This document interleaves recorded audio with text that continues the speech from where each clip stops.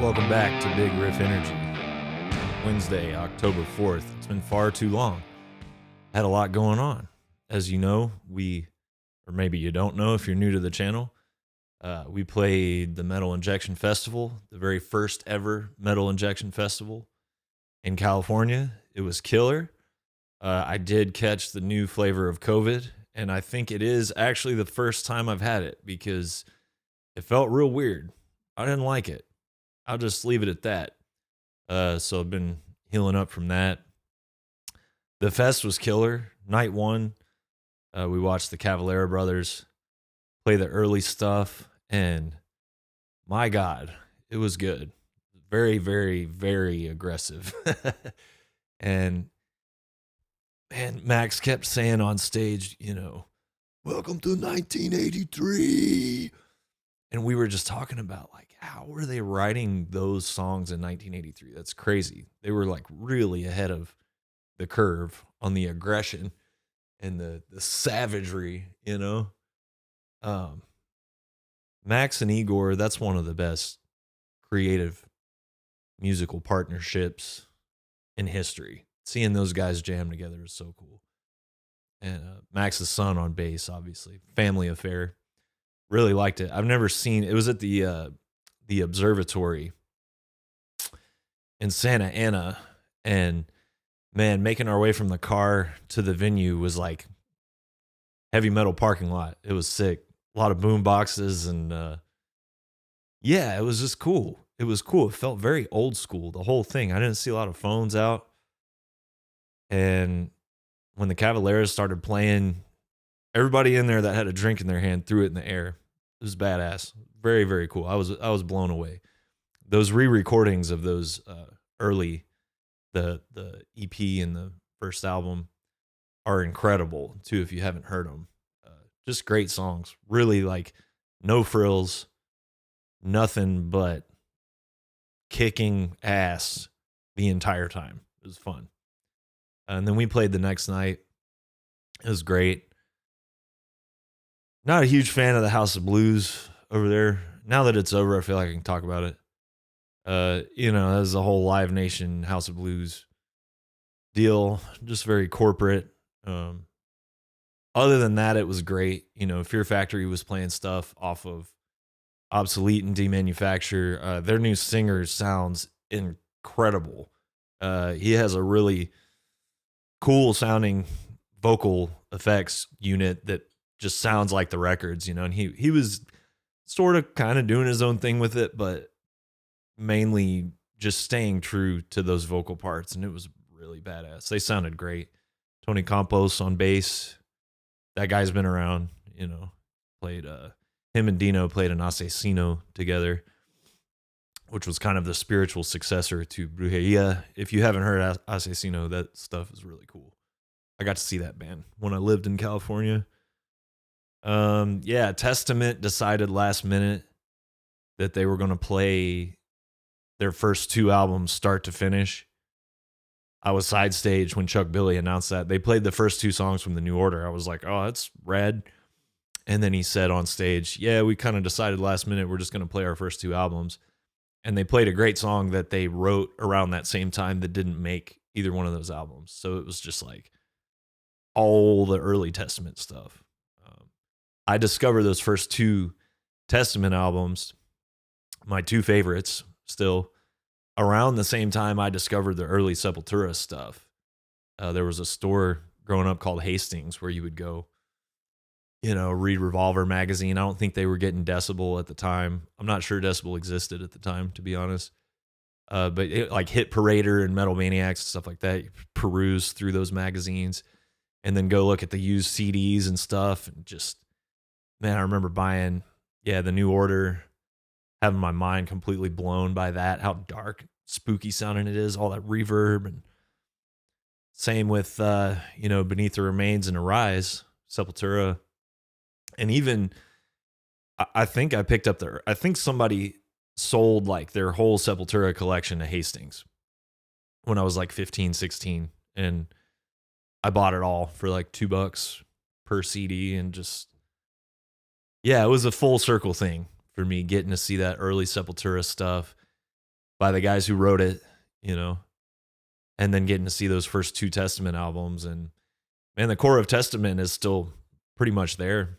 They have a new drummer, did a great job. Got to holler at Chuck Billy after the set. He complimented me on my Trouble shirt, so that was a highlight for sure. That guy to me is the best thrash singer, period. He's one of my favorite metal singers, one of my favorite singers in general. He's just a powerhouse. He can do it all. He nails the notes, you know, but without neglecting like the power and the aggression. He can do like, you look at an album like The Gathering, he's almost doing like death metal growls and stuff. Really aggressive, powerful vocals, but his sense of melody is very strong too. He's just a great singer, man. Great singer, and just a powerhouse of a human being. Just good energy, you know. So that was very special. Got to see a lot of friends, got to see some of y'all that listen to this, that write me, in the flesh for the first time. That was our first time on the West Coast in 4 years or something like that. So it was great. It was great. I think I probably had COVID, I hate to say, while we were playing.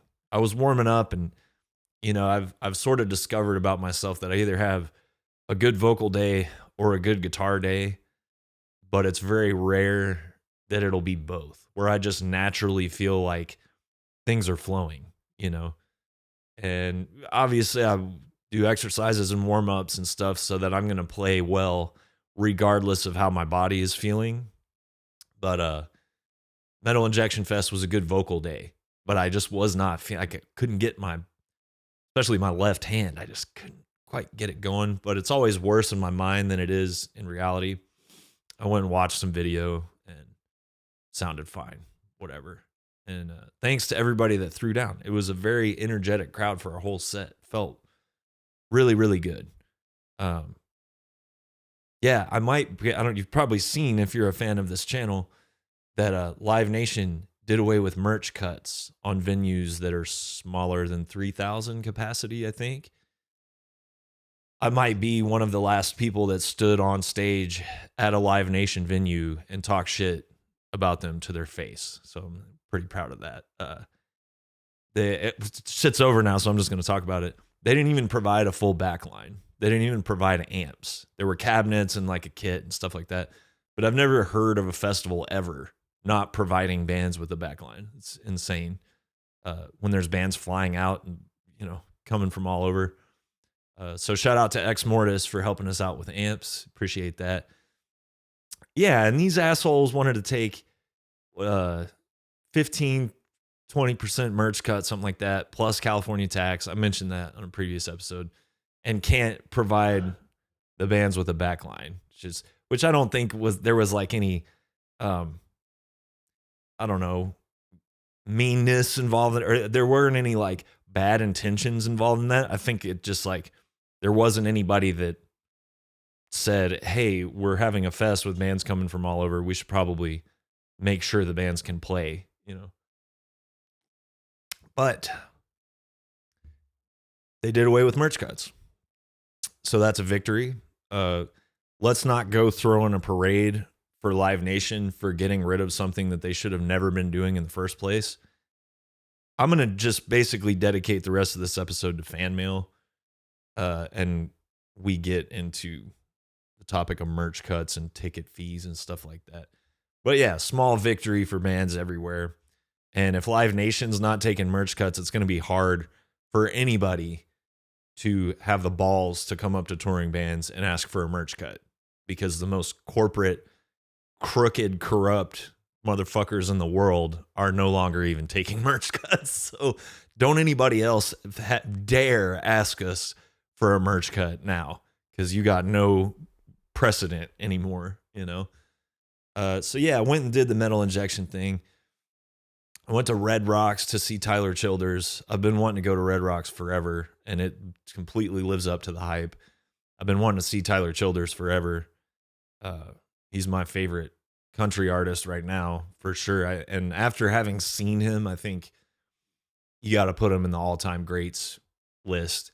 He's the best singer I've ever seen in the flesh, easily. I learned more about singing from watching his set than I have watching a lot of other people combined, you know, over the course of my whole musical life.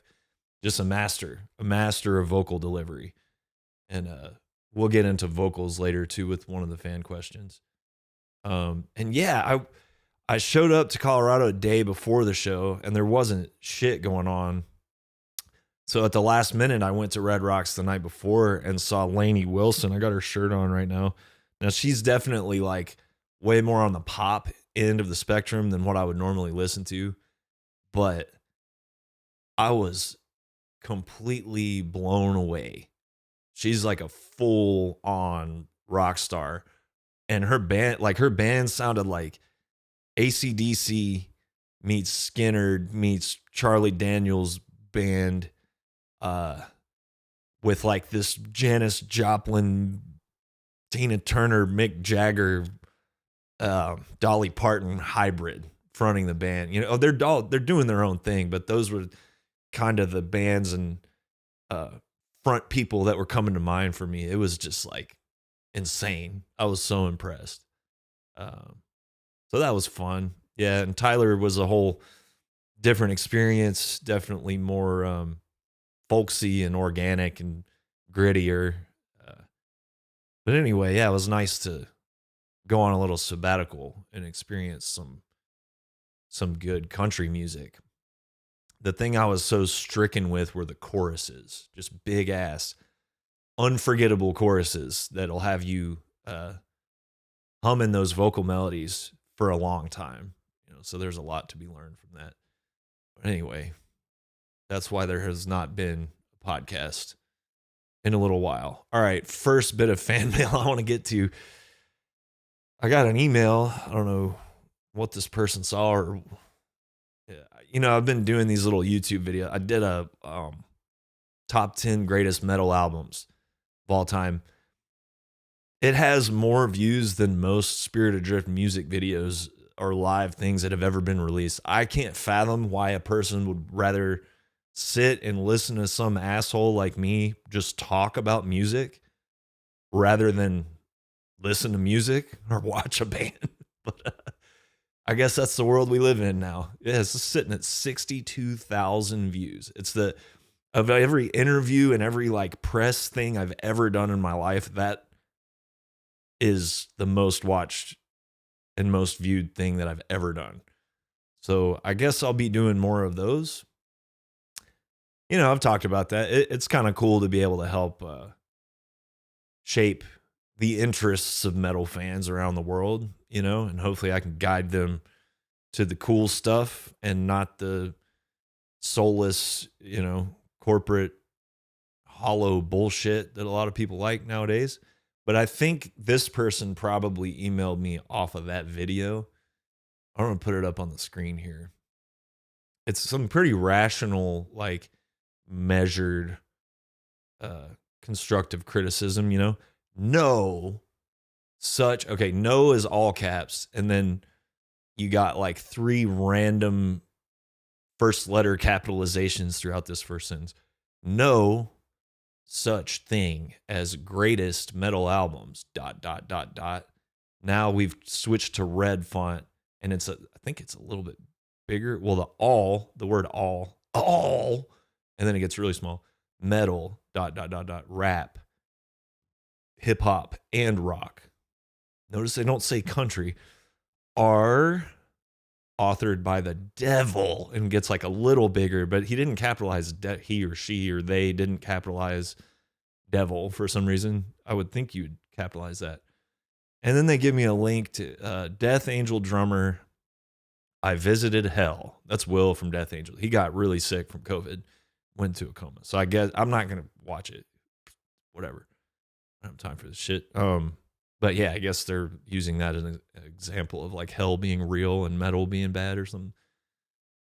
Why do you want to go to hell? ... Question. Your name isn't there. ... And then they quote Revelation, which is a very common sense, easily relatable chapter of the Bible if you haven't read it. It's very grounded in reality. Yeah, and okay, then they're changing colors again, and then unless you repent, you'll perish. And you'll is the most fascinating part. Capital Y-O-U, apostrophe, little l. Okay, thank you. I'll take that into consideration. All right, got an email from Marcus. Hey, Nate, first of all, congrats on putting out. Okay, he's saying Ghost is his favorite Spirit release. Thank you. All right. Marcus says, I can't be the first person to make this connection, but as far as awesome albums recorded at Electrical Audio with owls on the cover, you have at least one precedent in Songs, Magnolia Electric Company by Ohio. To my ears, the symmetry runs even deeper than that. Transcendentalist themes, haunted atmosphere, Sabbath worship. So I have to wonder whether you're a Jason Molina fan or is this another one of those cosmic coincidences you mentioned in the past? P.S. Thanks for answering my question about workout albums. I've been blasting a lot of Reinventing the Steel and Sever the Wicked Hand at the gym. They definitely keep the blood pumping. Hell yeah. I've been working out again too, Marcus. It's been kind of a weird year for me physically with back injury and COVID and all this different shit, but back on the grind, man. I've been listening to the new Church of Misery album. Working out. That'll do it. I'm not familiar with Jason Molina. I looked this album up. I have to listen to it. And yeah, there's an owl on the cover. And I'll check it out. Most things that I've heard that were tracked at Electrical Audio are good, or at least they sound really good. So I guess just another cosmic coincidence. But thanks for the recommendation. I'll definitely, transcendentalist themes and haunted atmosphere and Sabbath worship. I'm down with that. With it being October, I'm going to talk about October Rust by Typo Negative later. And that jives with all that too.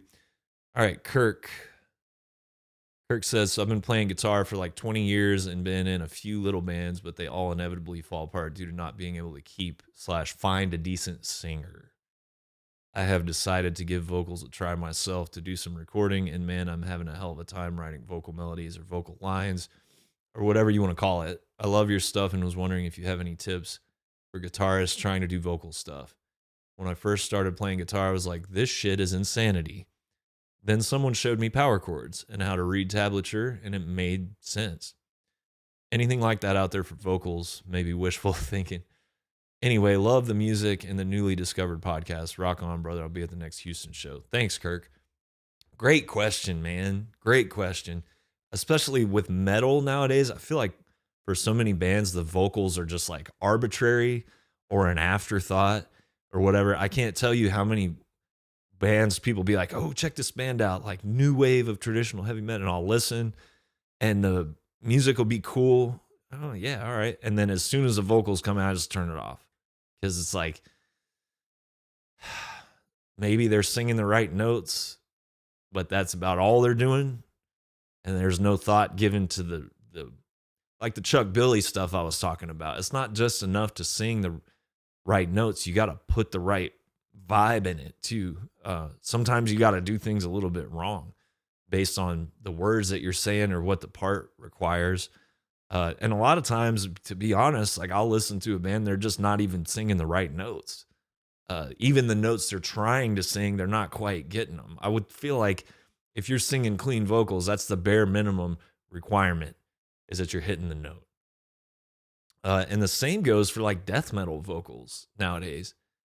So many bands, it's like their music will be so interesting and forward thinking and well constructed and chaotic, and then the vocals are just like a monotonous guttural growl that never changes with the most like boring rhythmic patterns. And I listen to like newer death metal bands, and the vocals, I'm just like, I almost wish they weren't there, because it's just a noise that's like interfering with all the cool stuff that's going on. And then you put on the new Cannibal Corpse record and you listen to George. Granted, not everybody's going to be born with the gifts that that guy has physically. But George Corpse Grinder from Cannibal Corpse is still just better than everybody at death metal vocals. And I mean everybody, including his contemporaries. You can understand him. There is an aggression and a hatred and like a unhinged, in your face thing that other people just don't have. And I don't know if it's because they, I'm sure it's awkward to like practice that style of vocal. It's awkward to practice clean singing. It's probably 10 times more awkward to stand in a closet and do like death metal growls and stuff. But I bet you he did. And that's why he's better than everybody. So as far as like tips for singing clean vocals, I just study all my favorite singers and I try to figure out what they're doing and what their approach is and what I can borrow from singers that I like, but that's going to work for the type of voice that I have and for the, I would say, limitations of my vocal abilities. One thing specifically that really helped me when I was working on Divided by Darkness, I read about, I was reading Ozzy's autobiography. And for my money, for metal singers, Ozzy is the best ever at writing vocal melodies. I'm not saying he's the best singer ever. He's one of my favorites. But what his real gift is writing vocal melodies, kind of like what I was talking about earlier with the big country choruses that are simple enough, but that they get stuck in your head and you can't get them out, but they're interesting enough that they're not boring. That's the line that you got to find. And he's just trying to write melodies like the Beatles wrote. Peter Steele, same thing. Peter Steele and Ozzy, both really good at vocal melodies. Their biggest influence as far as vocal melodies is the Beatles. I don't personally I respect and love the Beatles for what they've done for music and recording, stuff like that. But do I sit around and listen to them? No. So I just listen to Ozzy and I listen to Pete Steele. And whatever is great about the Beatles just gets filtered down through other people that really like them. But I'm not sitting around listening to them. But what Ozzy did on Sabbath Bloody Sabbath is he had just gotten this new synthesizer. And the guys would have these demos, I guess, recorded or whatever. And Ozzy would sit and listen to the songs and he would try to find the melodies on this little simple keyboard. And once he nailed down the melodies on the keyboard, now he's internalized the vocal melodies because it's kind of hard to have the wherewithal to retain melodies while you're singing them because you're making all this noise. There's all this shit coming out of your face that's going into your ears, and you're also trying to memorize these melodies that you're coming up with. So it makes it a little trickier. There's like a physicality to it that's distracting. So what I did on Divided by Darkness is I sat down with the demos, the music, I would listen to a song start to finish. And on the verses, I would sit there and try to pick out a catchy melody. Again, that's simple enough that it'll get stuck in your head, but sophisticated enough that it's not boring and you're not spacing out while it's going on. So that was a very helpful tool for me. I'm working on some new stuff. I almost always write the music first, then the vocals. But I'm working on some new stuff where I've been coming up with vocal melodies first, and I write the music around that. And that's a whole other ball game, because then that allows me to, because to the vast majority of people, the vocal melody is like the most important thing. That's the thing you're going to remember. That's the hook. And you can do call and response with the vocal melody on guitar or whatever. Like all the best country songs, as soon as the fiddle starts a solo or the guitar starts a solo or the lap steel, they are reprising the main vocal hook, if you notice that. And then they'll go off and improvise around it. But so if you write the vocal hook first, then that allows you to write the strongest, catchiest, best vocal melody that you possibly can. And then maybe you can write some cool music around it. So there's all kinds of different approaches. but don't let the vocals be an afterthought, because there's a million bands, especially in metal, that can shred and play really cool songs with great riffs and showing off and all this cool stuff. And then the vocals come in and it's like, okay, I'm not listening to this anymore. You know, I can only care about somebody's music as much as they did. And if they don't give a shit about the lyrics or the vocals enough to do a great job, you can't expect me, out of the kindness of my heart, to be a fan of your band, you know? So I know what it's like to be the um what's the word where you, like, you're begrudgingly or reticently accepting the role of singer. You know, Pete Steele from Typo, same deal. Dave Mustaine from Megadeth, same deal. But you just got to go for it and see what happens. Okay, but dude, singing the right notes is a must, and that's not like, just because you're singing the right notes doesn't mean that you did a great job. You need to, if you're singing something that's angry, make it sound angry. If you're singing something that sounds sad, make it sound sad. If you have to, while you're singing it, put in the back of your mind something that inspired the words, whether it's something that you experienced in life that made you sad or angry or whatever, or joyful, I guess, if that's what you're doing. The whole point of the vocals is to transfer that human emotion to people directly. You know, you can do that in a roundabout way through the music, but the human voice is that direct connection. All right, Mike, Captain Chaos, writes, I met you at a show you had played this past September in Pittsburgh when you were touring with Midnight. I tipped you all I had because I missed the show you played with COC, maybe a tour or two prior. You killed it. I've been a fan of Spirit Adrift for several years now. The more I see you in the band, the more I like. Started listening to your podcast. Enlightened Eternity was the first vinyl I picked up at Preserving Underground. That place rules in Pittsburgh. Love that place. The reason I'm writing is simply to thank you. I know you stated that you don't write to motivate others intentionally, but damn it, does it ever. I've used your soundtrack to ignite a flame in me that had never burned so hot. I've been fighting the federal government in y'all know how I feel about the federal government, in an arduous battle after I whistle blew to protect patients. They have tried to ruin me, but they can't. Everyone told me I would fail. Everyone. Only with the help of you and a few others like Exodus and Carcass have I been able to keep my wits battling in one of the darkest periods of my life. I too had a best friend and metalholic pass and have sought strength at any chance I could. When you feel that the rigors of touring are tough or the stress of recording takes a toll, just know there is some crazy motherfucker in Pittsburgh who needs that shit. Right on. I wanted to thank you at the show when I got the chance to shake your hand, but I was blown away that you were selling merch. Usually bands never interact. I just had a near miss at my own death and wanted to take the time to thank you for doing what you do. You have helped me stay sober. However, due to you and your bandmates, my neck has constant whiplash from banging, but it's worth it. If you ever come close to Pittsburgh, stop by. There's a bunch of us who will come and support. It's the least we could do. Much love. Keep shredding.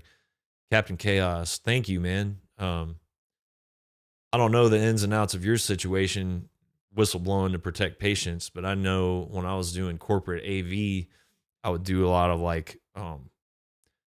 I would set up audio stuff for a lot of corporate retreats and stuff. That's what they call them, but it's really just like a circle jerk for the worst people on earth. But particularly, I would do a lot of events for pharmaceutical industry reps, and they would make me sign non-disclosure agreements and all this shit because,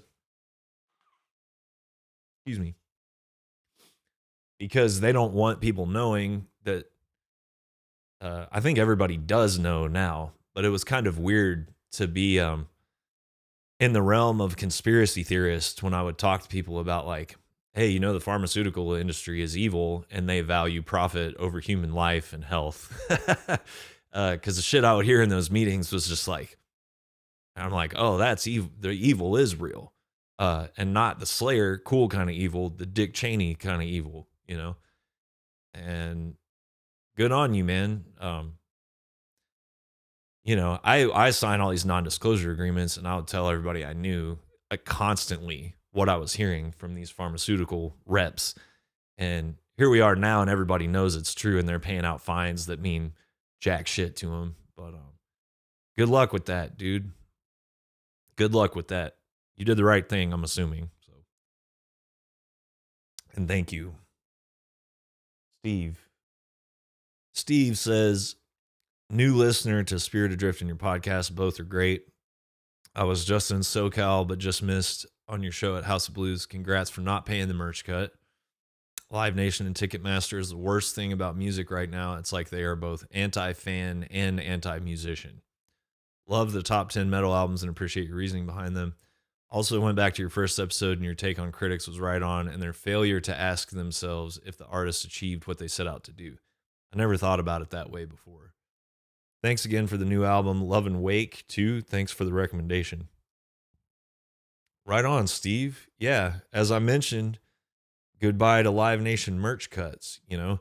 And I think the reasoning there, to be honest, is that whatever piddly money they were making relative to the kind of money that Live Nation makes, you know, this is a lot of money for the artists and the crews and the people that are on tour. But it's probably not that consequential to Live Nation at the end of the day.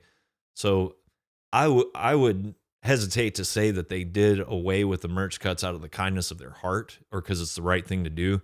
I think they probably analyzed how much money is that a year for the good press to make people think that we're the good guys. You know, what's that scene in Fight Club where they're breaking down like a recall, like in the automotive industry?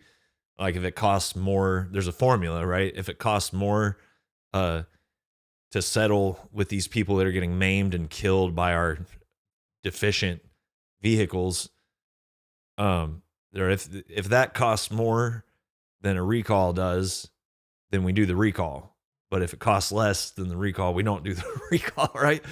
And I think Live Nation probably looked at the merch cuts that way. Like, man, people are really going to town about how wrong this is. But I don't know if they care about whether it's right or wrong. They probably just looked at it as like, well, let's just write this off as like good press. Oh, they did away with merch cuts. Aren't they great? Now we don't have to feel so guilty about paying all these fees and all that stuff. But, you know, at the end of the day, it's like whatever their intentions are, it's a good thing. So right on. I don't know if there was a question or if I answered it or any of that shit. All right.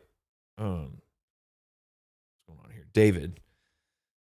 Not too long ago, I told you that my 5-year-old, now 6-year-old daughter's favorite band is Spirit Adrift. And I said when I get the chance, I would let you know that story. Okay. I listen to a variety of music, metal, punk, country, pop, Motown, etc., and have never pushed any particular genre onto my kids. I listen to a lot of playlists in the car so everyone gets a fair shot of hearing different things. Why drown yourself in a shallow pool, right? Right. Back in 2020, I was driving my then 3-year-old daughter, Macy, to nursery when Black Sabbath Hole in the Sky pops up in the playlist, and she asked me, Daddy, who is this? Black Sabbath, I answered. She listened a little bit longer and replied, Daddy, when I am older, I want to play a guitar just like Black Sabbath. Yeah. This was the first time she had shown any interest in music outside of nursery rhymes and Baby Shark, and I beamed with joy. I don't know, Baby Shark. Tom might know what that is, being British and all. Later that year, I had the single Harmony of the Spheres on regular rotation, and she soon picked up on it as I caught her singing it around the house from time to time. This was the first time I had ever heard her singing or memorizing a real song. And when you released Astral Levitation, she once again asked, Daddy, who is this? I replied, Spirit Adrift. And that then became a staple in the car playlist as we had to listen to it every day until she knew all the words. Not bad for a 3-year-old. Again, I didn't push this. She picked it out over all other songs. I think she likes heavy melodic riffs. Me too. When The Enlightened Eternity was released, I would play the record at home and she would dance around like crazy and even start a circle pit at the tempo change in Astral Levitation. I didn't show her this, so it must be something more primal. Her favorite songs from the album are Ride Into the Light, Astral Levitation, Cosmic Conquest, and Harmony of the Spheres. Those might be mine too, man. Since then, over the last 3 years, she has picked out songs from other bands that she likes. These include Black Sabbath, Danko Jones, Haunt, Metallica, Ghost, Rammstein, Ailstorm, and Lamb of God. But she always comes back to Spirit Adrift, and if you ask her what her favorite band is, she will usually answer Spirit Adrift. Her favorite song at the moment is I Shall Return. I often catch her singing it around the house. Last month, we were at the shopping mall, and a couple of girls were doing a song and dance routine to a Taylor Swift song. Macy asked me if she can go and have a look. Sure, why not? When the girls had finished the song and we were clapping, I asked Macy, so what'd you think of that? And she said, it's okay, but it's not Black Sabbath or Spirit Adrift. Yeah, it's definitely not. We have recently found out that Macy has autism with ADHD, which explains a lot, and have considered research that people who are neurodivergent are more often attracted to metal or punk. What do you think of this? On a side note, when my second daughter was born, I would often play Forge Your Future to her as it always got her to sleep. I take this as a sign that she liked the songs. She has also just started to show signs of liking music. Yeah. Hope this little story brightened your day. It did. Thanks for your time and music. I hope to see you live soon in sunny Manchester, UK. Maybe I can bring Macy if it's not an over 14 gig. We would love that, man. That's beautiful. Thank you for sharing that. And you did make my day. Yeah, are people who are neurodivergent. I mean, I can only speak for myself that I would say, I mean, what is normal? I don't even know, but everybody I know that's involved in making music is, I guess the modern term would be neurodivergent. Yeah, there's like the best songwriters I know are unique people, I guess would be the best way to put it. Neurologically unique, you know. And there's a spectrum, obviously. But I would say, trying to think of like a respectful, and I'm talking about myself too. We're all touched. We're all touched with something, you know. I know that listening to heavy music when I was younger made me feel more grounded and a little less like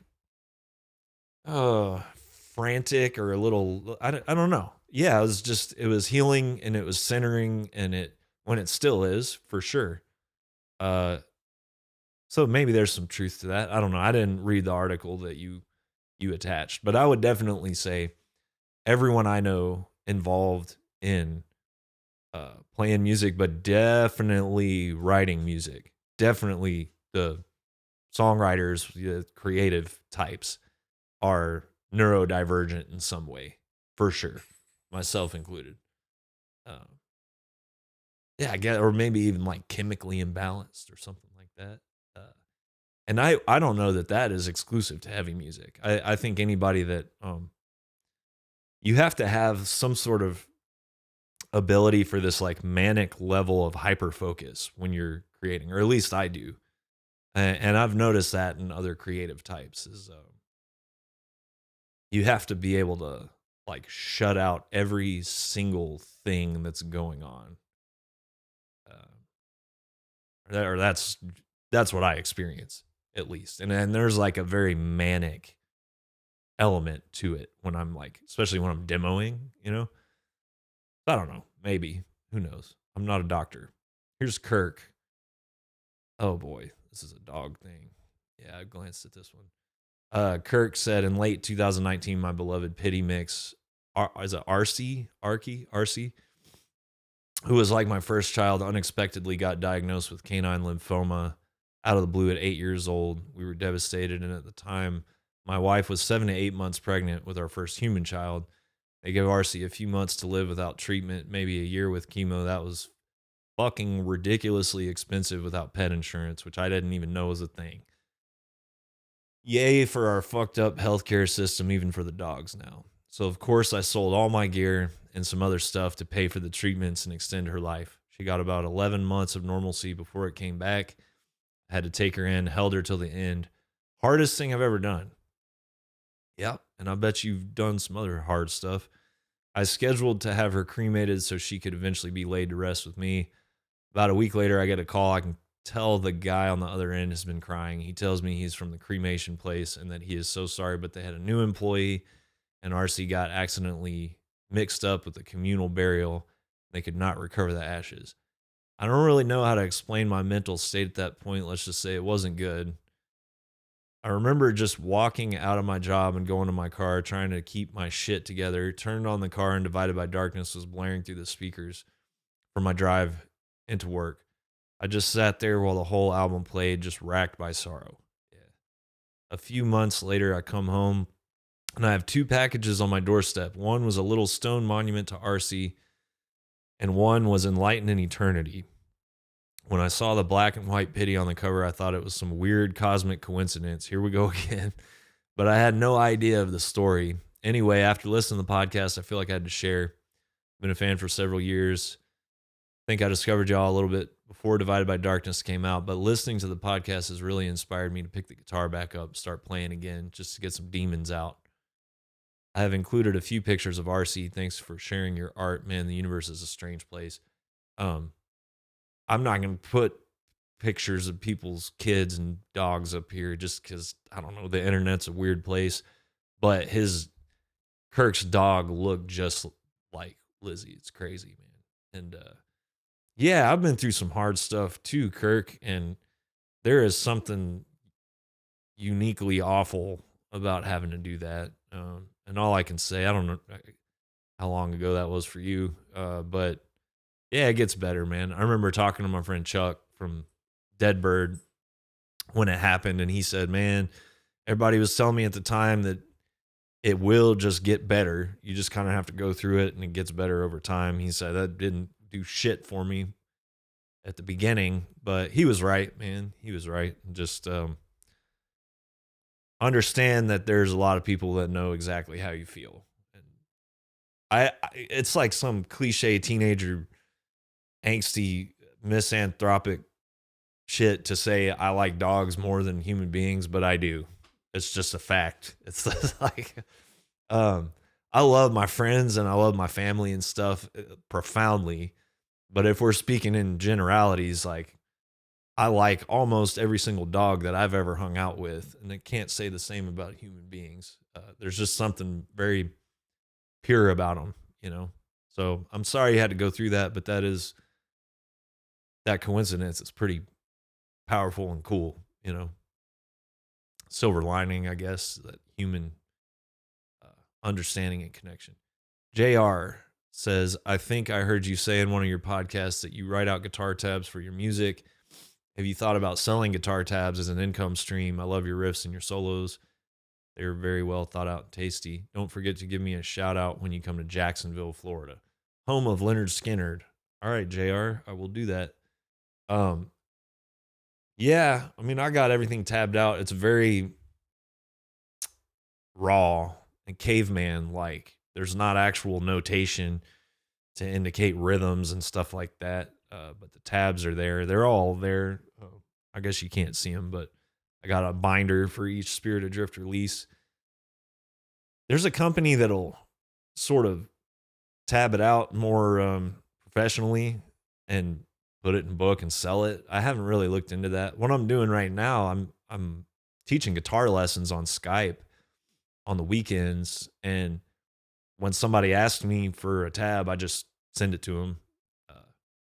We go over the songs, and it's been a lot of fun. But it would be cool to have like an actual tablature book of the Spirit Adrift albums. Maybe one day. All right, last one, guys. Peter, meant to follow up sooner, but just wanted to say again, it was an amazing show in Anaheim. In the Shadow of the Mouse. That's what I said on stage. Man,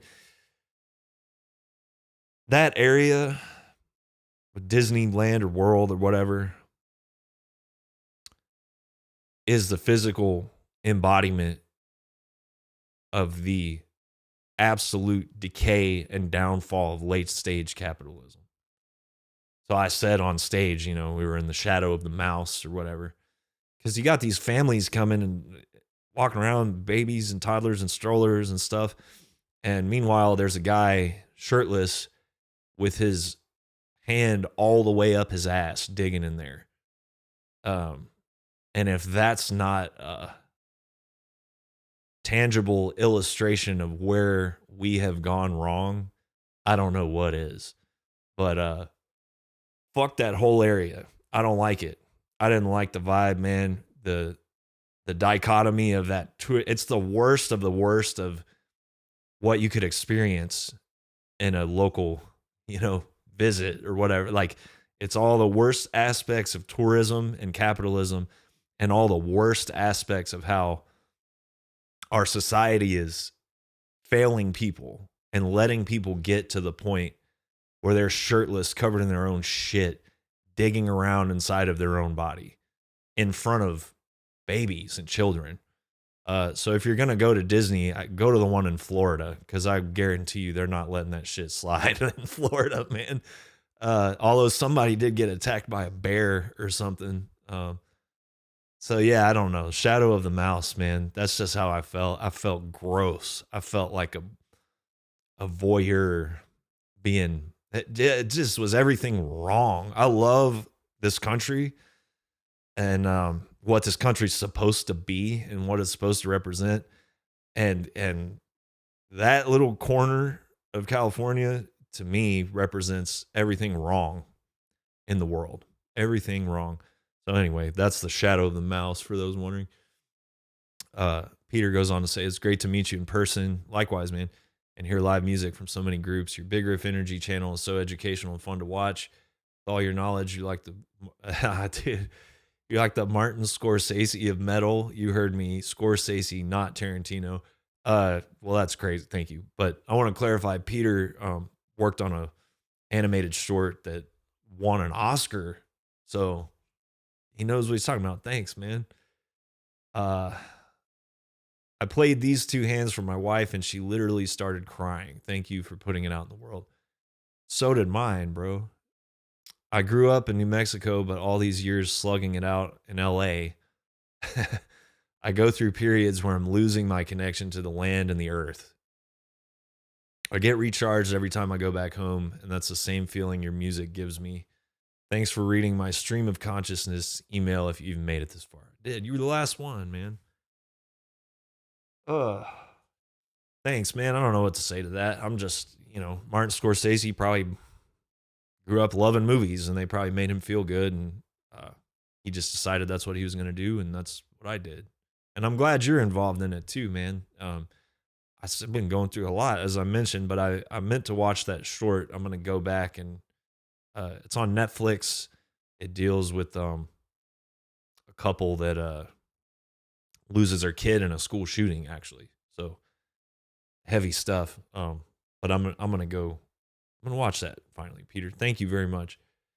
Yeah, Shadow of the Mouse, man. That's how I felt about it. Just, we need to do better. We need to do better. There, like, if you can afford to run Disneyland and Disney World, you should be able to afford to not let people be on the street. And I believe wholeheartedly in personal responsibility. That guy digging in his ass probably has made some mistakes, and some of that's on him, but there doesn't seem to be much incentive to fix some of those problems. But there seems to be a lot of incentive to subsidize farmers and small businesses in other countries that ain't got fucking nothing to do with us. It just, I don't know. Whatever. I try to not get political or weird or, but the Shadow of the Mouse had me feeling some kind of way. And I'll tell you something else that makes me feel some kind of way. October Rust, typo negative. Some days it's my favorite album ever made. I think, and I think Peter would agree with me. I read a book about Peter Steele. I'm going to do the next episode all about that because it really had a profound impact on me. Quite a story. But one of the things about October Rust that could be better is there's like maybe a little bit too much material on it. And I think Pete would agree because he went and did a sort of curated a different version of Bloody Kisses and took a bunch of stuff off of it. So I wonder what he would have done with October Rust had he done that same thing. But beyond that, the stuff that's good on it makes me feel feelings that nothing else I've ever experienced in my life makes me feel. And I'll back up. I got into Typo Negative in 2003, and I realized yesterday that means I've been listening to them for 20 years, which is fucked up because most days I don't even feel like I'm 20 years old. But okay, Freddy versus Jason came out in 2003. Before I could even drive, I'm 15. Went to the mall, watched the movie. There's a scene in the movie where Typo Negative's playing in the background on this kid's stereo. And it's the song We Were Electrocute off of Life Is Killing Me, which had just come out in 2003. I watch this movie now and I'm like, how did I even hear that? Because it's just for a second, way off in the background. But there's something so unique and singular and powerful about the sound of Typo Negative, that even just hearing like a split second of it in the background of a movie where people are talking over it and there's stuff going on, it hit me like a bolt of lightning. And movie got finished. I was in the mall in Bartlesville, Oklahoma. I walked down to the CD store in the mall where my bro was there that they sold me my first Black Sabbath CDs and all that. And I was like, Typo Negative. And I think it was, or no, I'm sorry. I didn't even know who Typo Negative was yet. I'm looking for the Freddy versus Jason soundtrack, right? Because I have no idea who that band was that I heard. And I get the Freddy versus Jason soundtrack. This is how you had to operate back in 2003. You couldn't just like Shazam it right there. I took this CD home. I think it was put together by Roadrunner, if I had to guess. I put the CD on. Every band fucking sucks. Even at 15, I was like, oh my God, these bands fucking suck. The worst bands I've ever heard. Well, then I got to Lamb of God, and I was like, okay, this is awesome. And in 2003, Lamb of God was like, that was the most important band in the world for metal, because they were one of maybe the only, it's hard to say. They were like Shadows Fall, God Forbid, Unearth, stuff like that. But Lamb of God was like really diehard, holding the torch of like, we are playing fucking metal, and that's it. Hard ass riffs, catchy, well structured songs with like verses and choruses and stuff, guitar solos, playing our asses off. No corny like good cop, bad cop vocals with like the big melodic choruses that suck with auto tune and all that shit. They were like pile driving real metal through all that bullshit. And I heard them on the Freddy vs. Jason soundtrack for the first time. Blown away, instant fans, still love them, still respect them, still acknowledge how important they were for real non-poser, lame-ass metal back in the early 2000s, And then I get to this song at some point with like a piano. I'm like, all right, that sounds interesting. That sounds way different than all these other weak-ass bands on this soundtrack. And then the song kicks in, and I'm like, oh, that's the song in the movie. Okay, cool. Typo Negative. So I go at some point with some lawn mowing money, and yeah, Life Is Killing Me is now out, right? It's been released 2003. Grab that one and just like, what is this? Still to this day, I think there's two rock bands that no one has ever successfully ripped off. Everybody's ripped off Black Sabbath. Everybody's ripped off Metallica. Tons of bands have ripped off Pantera, Thin Lizzy, whatever. The Doors have never been ripped off. No one's figured that out. And Typo Negative. And we'll get into how you would approach doing that in the next episode. But I got some things cooking.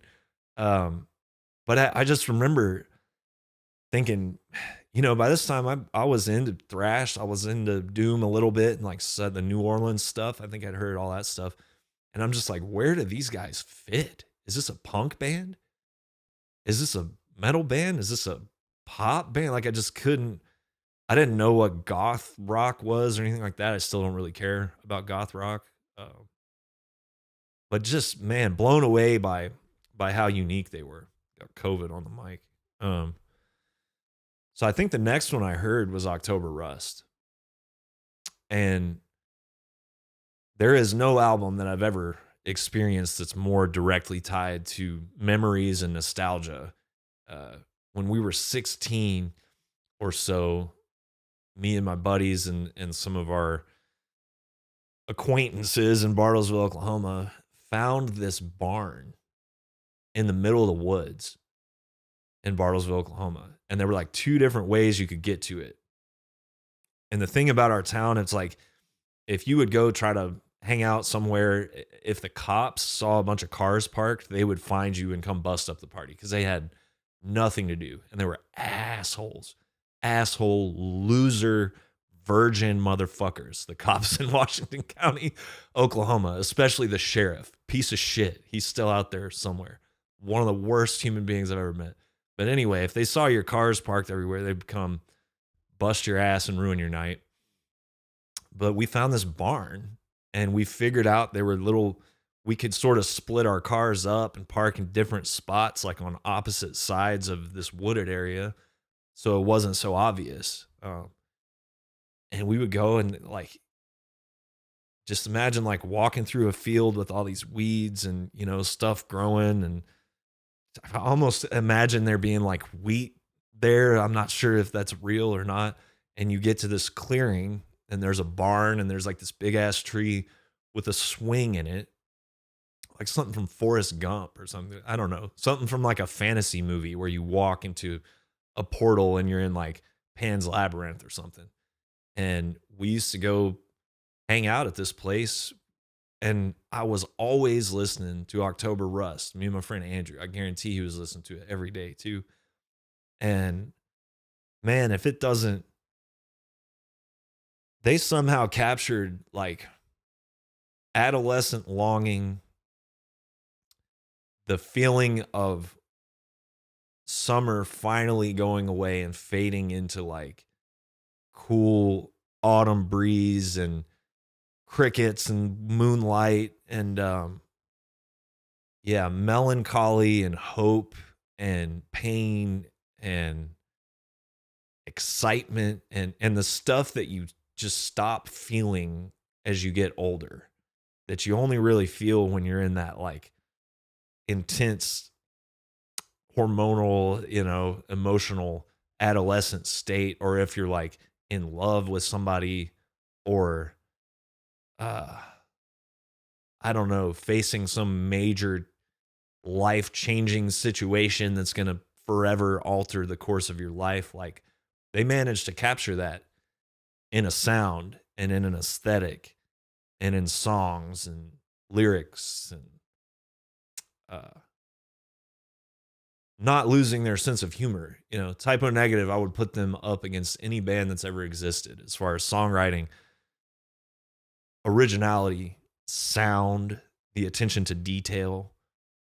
Yet they are a parody of themselves and the absurd world that we live in.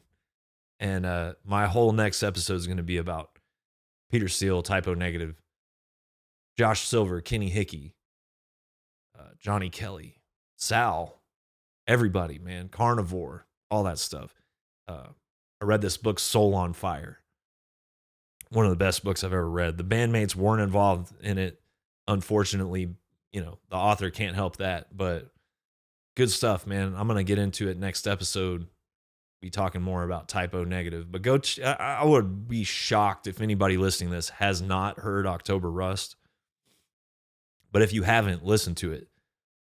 And if you have, listen to it some more because it's October and it's couldn't be more perfect for the excitement and the thrill of this fucking heat going away and some cooler air blowing through our lives. All right, write me bigriffenergy@gmail.com. Probably going to do some more of these top 10 lists because those seem to be pretty popular. And I think the next one I'm going to do would probably be thrash metal. Why not? All right, see you next episode. Peace and love, and fuck Mickey Mouse.